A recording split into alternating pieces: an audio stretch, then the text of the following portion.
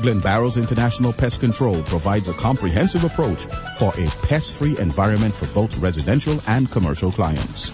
Our services include lawn spraying and fungus control services to ensure the safety of your family and pets, commercial pest and rodent control, pre-construction soil treatment, subterranean termite control, and tent fumigation. Call Glen Barrows International Pest Control at 465-2935 or 469-5294. Glen Barrows International Pest Control, setting new standards in pest control.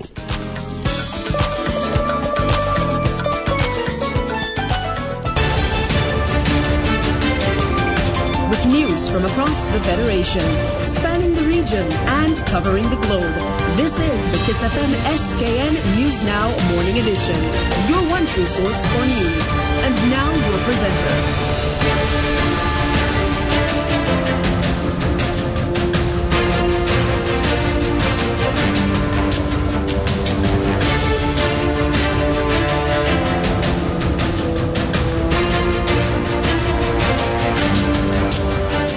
Good morning. Today is Friday, 24th February 2017. I'm Leslie Joseph. This is the SKN News Now Morning Edition, brought to you with the kind compliments of Glen Barrows Pest Control and Guest House. These are the top stories this hour. Nationally, new St. Kitts Nevis Labour Party candidates may be in the cards for the Federation's next general elections. Regionally, after strongly rejecting the proposed constitutional changes, Grenadians are wondering if they made the right choice. Internationally, Malaysian police have identified the poison used to kill Kim Jong-nam as a particularly lethal nerve gas.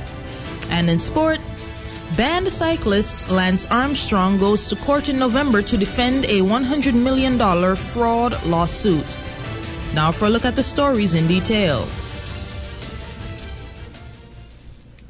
A full slate of St. Kitts Nevis Labour Party candidates will be revealed sooner than most may expect and feature a fresh set of new faces. This, according to leader of the St. Kitts Nevis Labour Party, the Right Honourable Dr. Denzel Douglas. Responding to an audience question on the topic of new candidates at Wednesday's town hall meeting, Dr. Douglas reported that the Labour Party's candidate selection process is on track. The party is working with its timetable to have a full slate of candidates determined and presented to the voters at the constituency level. Of course, this is not the forum for me to say to anyone when the candidates will be selected. However, I emphasize that the party continues to go through the process of identifying the candidates along a particular timetable, and we are on track as to when that will be achieved, and if I may say, more shortly than long-termly. There has been speculation that the Labour Party will likely field new candidates in some of the seats that were not won in the general elections of 2015. The party has not announced, however, which seats may feature new candidates for the next general elections. Over the past year, a number of promotions within the Royal St. Christopher and Nevis Police Force have increased exponentially. According to Commissioner of Police Ian Quealy, 44 police officers have been promoted within the force in 2016 alone. Promotions for deserving officers is on the up. Using a transparent system where all eligible officers are given the opportunity to be considered for available slots. Within our year in office, 44 officers have been recognized for their continued hard work and were promoted to higher rank. This is a clear indication that as we continue our efforts to improve the police service, and top performers will be rewarded, and a clear path of advancement is now laid for officers to follow, with instruments such as performance development review (PDR) system that is now in place to measure their performance. This announcement by the commissioner has given way to public speculation that the number of police officers being promoted is rising in sync with the increase in violent crimes. In 2011, the Federation experienced a record number of homicides when the year ended with 35.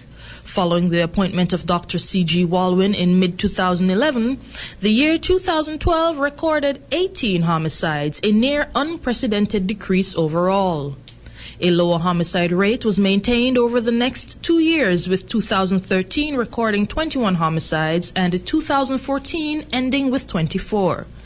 Despite current police reports of increased illegal weapons fines and a downward trend in crime, in 2015 the Federation recorded 28 murders, 4 more than 2014, and in 2016 31 murders, an increase of 3 over the previous year. Regionally, is the no vote coming back to haunt Grenadians? That's the question being asked in some circles 2 months after the national referendum. During yesterday's post-cabinet briefing, Minister Steele said that people had the opportunity to make certain changes to the Constitution, but wallowed themselves to be influenced by the stance taken by the opposition to vote no on all 7 bills. Minister Steele said if the bills, particularly the Elections and Boundaries and Commission Amendment Bill, received support, then the Governor-General would not have had sole autonomy over the electoral process. Stood forward and said that this should not be supported, that this change should not be supported, to vote no on this. The population voted no on this. We have to respect the fact that while it was brought to referendum, the population voted no, and members of the population saw it as a victory. I hope that those aren't the same members that are now objecting. However, we do live in a free country and there's free speech. But from our position, we respect the Governor-General's decision. Observing this morning's protest by the NDC, Tillman Thomas says Steele's comment is nothing more than weekly propaganda. But when you listen to Minister Steele, when he spoke about what the people voted against in the referendum, it seems that they're angry and they're coming back to abuse authority, because he made a statement about they had an opportunity to vote. I mean, I'm not quoting him, but in essence, and they didn't vote for that change in the electoral process. But you can tell the people what to do. So it seems that the government is angry and they want to take out the anger by abusing the democratic process, but we have to resist that. Meanwhile, the NDC is convinced that Grenada's democracy is under threat under the Keith Mitchell-led administration. The first group of St. Lucian students who received scholarships to study medicine in Venezuela in 2015 returned to St. Lucia less than 1 year after embarking on their studies. The students say their short stay in the South American country was plagued with issues ranging from poor living conditions and to being mugged. The heartbreaking news for them, however, was finding out that their program of study was not accredited and would not be recognized beyond the Venezuelan border. 22 students left for Venezuela on July 8, 2015. They say they were well prepared for the 7-year medical scholarship program, following Spanish classes and lessons on what to expect. And while they were beaming with excitement and ready to embrace the cultural changes, they say nothing could have prepared them for the reality of the situation. We absolutely expected that the living conditions would be less than what we had at home or less than comfortable, but some of them were just really absurd and bizarre, you know. But that wasn't our main concern. Our main concern was when we realized that the viability of the school as an institution, as an educational institution, we realized that it was not really what we had bargained for, what we had been promised by several delegates who went over to Venezuela to verify basically the authenticity, the validity of the program and where we would be studying. And so we were very, very shocked to find out certain things. For example, the school was not accredited. Moses says far away from home and confused about their next course of action, the students realized that the government of Venezuela had its hands full and was not giving their plight any consideration. Venezuela is caught up in political crisis and facing crippling economic problems. There were a lot of strikes in Caracas against President Maduro. So there were a lot of things going on politically and economically at the time. So there was very little focus placed on our particular issue. That compounded with all of the other living conditions we had to endure, the socio-economic issues, robberies and so on, which the majority of our delegation experienced or had to endure at some point or another, sickness and so on. We sent a letter home to our country and we said, well, we cannot justify staying in Venezuela right now under the circumstances. The group returned to St. Lucia on June 4th, 2016. Jonathan Symphorian says the students secured a sit-down with the education officials who manage their cases, but nothing else has happened since those talks to give the group some glimmer of hope.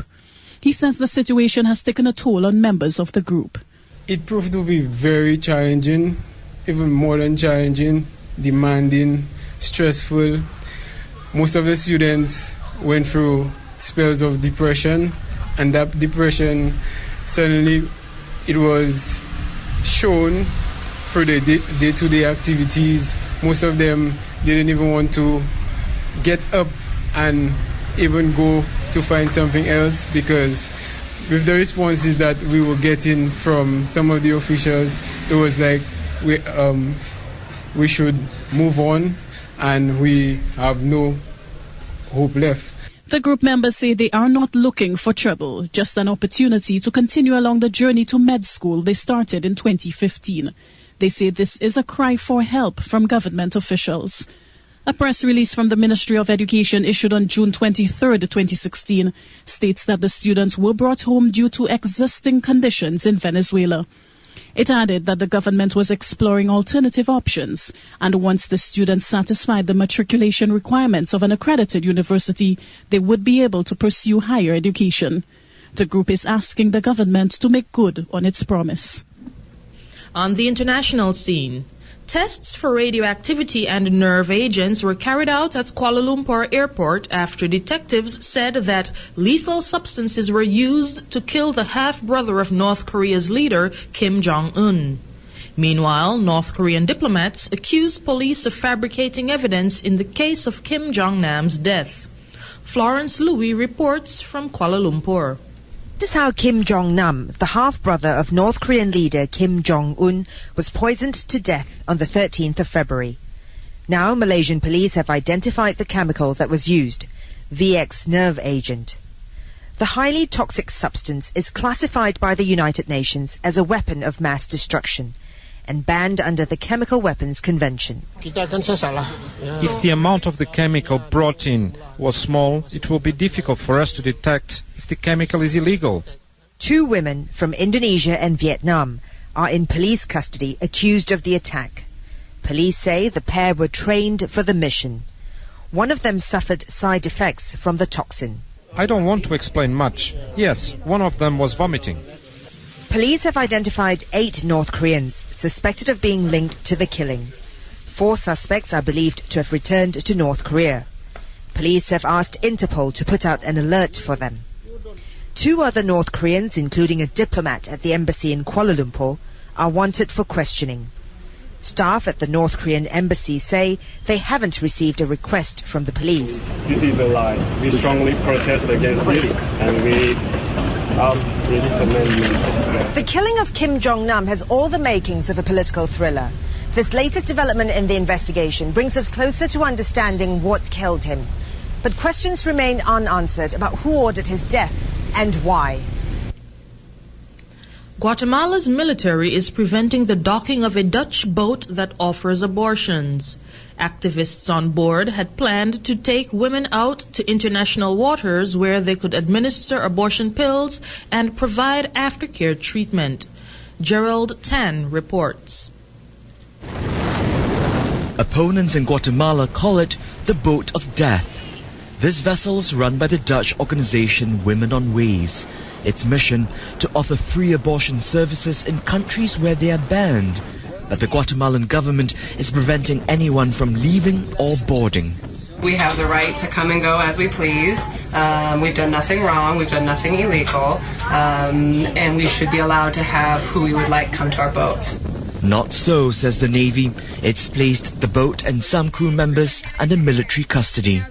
It's a sailboat with 4 tourists. That's what they said was their purpose, to come to Guatemala only as visitors. Given that we know now what their real intention is in our country, the order from the Army Commander-in-Chief and our President is that they leave our waters. Abortion is illegal in Guatemala except when a mother's life is in danger. Opposition to such procedures is strong. This is against the law because Guatemala does not allow abortion. And how are they going to come here and sin? And we Guatemalans have to be quiet because they come from the Netherlands. Please. We heard this woman saying that they fight for life, they fight for human rights. It seems that killing has now become a human right. An estimated 65,000 illegal and unsafe abortions take place in Guatemala every year. Women on waves say they offer a safe alternative. The protesters here are telling them to go away. And now we take a look at sports. Banned cyclist Lance Armstrong's fight against a $100 million lawsuit by the U.S. government has been set for a trial starting in Washington on November 6th. He's accused of fraud by cheating while riding for the publicly funded U.S. Postal Service team. The lawsuit was filed by Armstrong's former teammate Floyd Landis before being joined by the government in 2013. Armstrong was stripped of his 7 Tour de France titles and banned for life in August of 2012. The 45-year-old won the 7 titles between 1999 and 2005. The U.S. Postal Service sponsored the team between 1996 and 2004. Armstrong admitted to using drugs in all 7 of his tour wins in January 2013, while Landis was stripped of his 2006 Tour de France title for failing a doping test. The government wants Armstrong to pay back the money the U.S. Postal Service paid his team for sponsorship, plus triple damages. Landis could collect up to 25% of any damages awarded. And that item ends the KyssFM SKN News Now Morning Edition, brought to you with the kind compliments of Glen Barrow's Pest Control and Guest House. Join us again at 5:45 for our comprehensive evening news package. I am Leslie Joseph.